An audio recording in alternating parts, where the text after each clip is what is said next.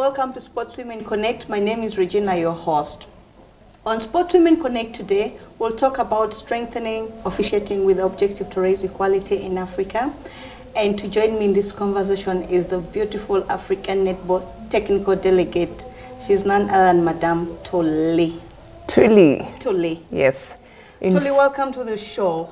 Thank you. Thank you, Regina. Yeah, I can only manage the short form of your name. So kindly just tell us a little bit more about yourself. The full version is Retshabile. From Botswana. From Botswana. Wow. Welcome to the show. Thank you. How has been your past 10 days in Uganda? It's been good. People in Uganda are so loving and caring. I really enjoy it. You've gotten somebody taken back in your handbag? Not really. Okay, so before we dive into our topic for today, kindly tell us a little bit more about yourself, your childhood, growing up, sports. Okay. I actually started sports when I was still at primary school. I played for the under 19, under 13, and into the secondary school I was playing for the under 17, and eventually I got into the under 21 team, which is now at an association level. Okay. And then from the under 21 I went into the senior team. Senior team? Yes. And now you're the African technical delegate. Yes. How does that make you feel? I'm proud of myself, given the journey that I've gone through, my playing times. How were your playing times? I was a tough child to some people. They perceived me as being tough and not disciplined. But here I am now, with that what can I say? Determination. I'm here now. What does your job entail exactly?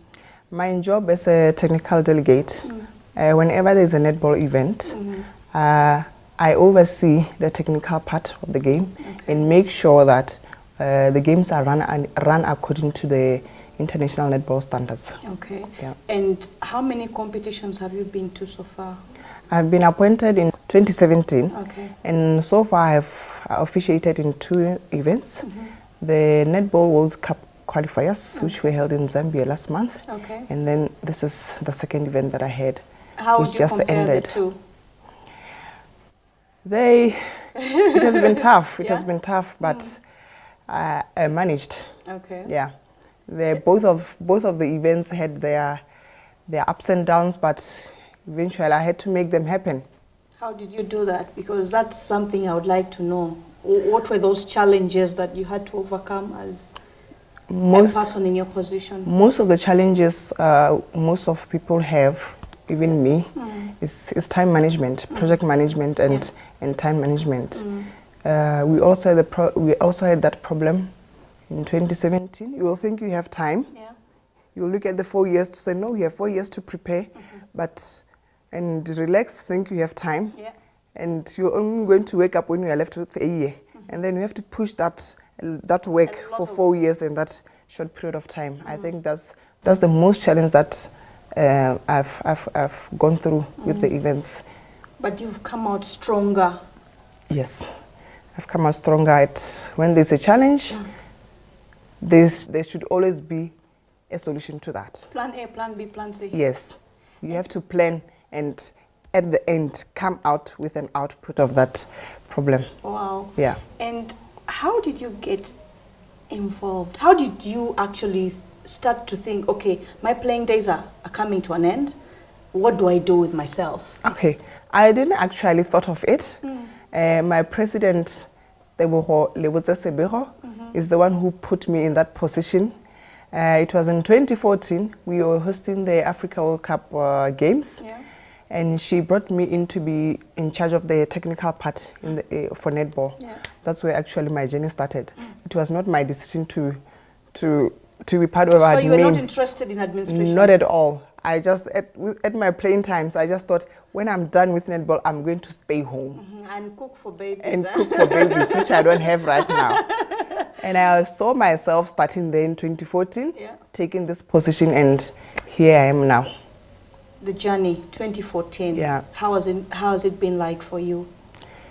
I would Because say now I can confidently say you're a globetrotter. Yes. You're on the plane. It's like a bus for you. yeah.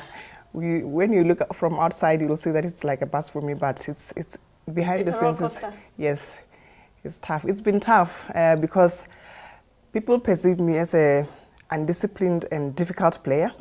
So when I'm elevating to the position of management, where I'll be now managing people, they'll look at me and say, "Oh, let's see what she will now do," because she's been a difficult player. Prove yourself. I have to prove myself that indeed I can. I'm the one. So, and you're ready to do this. and I'm ready to do this. So I can't let myself fail because I have to prove. You can't let yourself down Down. at any point. No, because I have to prove it. The sky is the limit. Yes, I always keep saying the sky is the limit. the sky is the limit. And Tuli, how can we strengthen officiating or umpiring for that matter so as to raise equality? Very, very important issue. When I'm assisting the host people with the technical table, I normally do trainings for the officials a few days before the event. Okay. But I mostly rely on the host to say, I need 30 people, and they are the ones who are bringing those people in. So most of the time, I already find people who are ready on ground to say, these are the people who are going to be part of the officials. And most of the time, I don't know if it's us women or who doesn't want to come and work. Most of the time, I'll find myself in a position to say, my class will be 80 men, 80% and 10 women. Yeah. How are we closing that gap? I'm really trying. When I have a class of 80 to 10%, I'm trying by all means to engage women more on bigger roles. Yeah, that's how I've been managing it. Okay. Yeah. And how has it been for the last event that you managed, the world universities? I've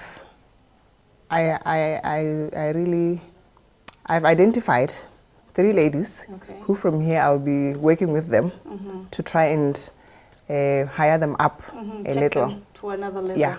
Okay. Because I realized watching some of the games, actually the finals were managed by the men. Yeah. And I was like, I need to ask her this question. Like, when the women good enough, what was going on in your mind to decide that, okay, we will have only the men for the final? Yeah, women are not outcoming. That's the first point. We are not so outcoming to say, here I am, I can do it. To present themselves with confidence. Here I am, I can do it. I can stand for it. That's the first problem we have as women. When we think of standing up, we are thinking of what would people say about me. Yeah, so that's the other problem that I have when training these people. Women don't come out to say, I am confidently here to do this. I'm ready for the job. With the given time that I train them and appoint them and officiate at the table, it's really difficult for me to say I'm going to completely have ladies at the table because they don't come out as strongly to say, yes, I can do it, yes, I can. So mostly men do that. How are we going to bridge that gap? Because now that we've identified it, what's the way forward? The way forward is really upon me so that I put more effort on encouraging the women when I have this training. Yeah.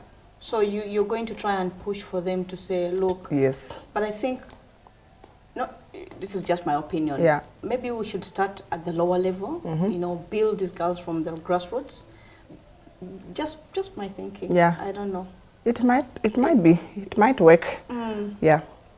Tuli, what benefits have you gotten from moving from playing to now officiating or administration, for that matter? The benefit is actually personal growth.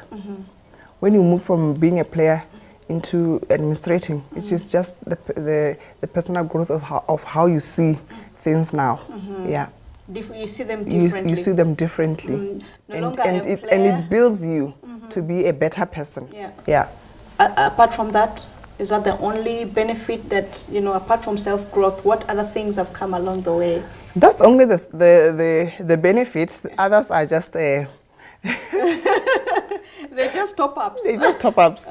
Yeah. Okay. And what challenges have you faced as a female official? In my position, I wouldn't say I've faced a lot of challenges because I'm not engaged with a lot of people in committees. Okay. So I haven't had any challenges so far. I've been working well with the host countries that I've been working with. Okay. Yeah.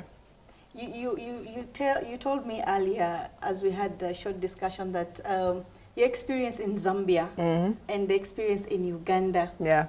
At interesting experiences. What are those highlights? I want to know, what are those highlights? I know someone out in the audience would like to know, what are those highlight moments for you, or your worst? Okay, like I said earlier, preparation is very important. In Zambia, I thought they were late in preparation, but they managed to catch up with their time. Okay. But here also, they were late. They were so very late. That's why they were for the World Universities Netball Championship. Yeah. They were late in their preparations. Yeah. And it that is mostly the most challenge that I go through. Yeah. And you overcome. And somehow. I overcome. Yes, somehow. You manage. I manage. And if you had one wish, just one wish, for a girl child or a young woman watching you, what would you say to them? My wish, like I said earlier, women don't come out clearly. My wish is just to see girls or women coming out boldly to say, yes, I can. I am able to do it. Yeah. I'm ready. I'm ready. I can do it. I can take it. Yes. That would be your... That's my wish. Because we have brilliant women out there. The problem is that we don't come out. Yeah. You talked about Whistler. Yes. The women in sport leadership. Do you think that is one of the things that could actually bring more girls, build their confidence? Yes. I agree with that. It can, because I attended the Whistler training in 2017. Whistler is, for our viewers, Whistler is Women in Sport Leadership Academy. Thank you. So you know. Thank you. Yes, I attended it in May in Gaborone. It was hosted by IWG. Okay. Yeah. So I feel that the content of the course can really help the upbringing of the girl child through sport. Yeah. And it can build confidence. Yes, it can build confidence. Yes. Public speaking. Yes. Because mostly public speaking and standing in front of people and addressing them. Yeah. I think that is something that every country should actually embrace. Yeah. The women, it doesn't have to be, they don't have to go all the way to the UK to pursue the course. The UK can actually come to them. Yeah, I agree with you. The countries should embrace it. They can call people to come in and assist them to conduct the workshop. Okay. Yeah. For someone to get to the level that you're at as a global delegate, what do they need to do? What things do they need to put in place to be able to achieve that? There are no necessarily stages or requirements that are needed, but through my journey, I think I've made it. Like I said earlier, I was roped in just to be in a technical, to coordinate the technical part of those games, and I grew with the game and with the position that led me to now be in this position. In 2014, I was selected to be the coordinator of the technical officials for the Africa Youth Games. Yeah. And then from 2015, I took the position again with the Africa Netball Championships. Okay. I took it again. And then 2016 also, I took it again with the we had invitational games. Okay. And then in 2016, that's when now I was chosen to be the competition manager for the World Cup qualifiers and then for the World Cup itself. Okay. So that's the journey that took me through to be the technical delegate. Is there some kind of qualifications or trainings that one needs to attend to be able to, get to that level? Not necessarily sitting at the table at the class as in training.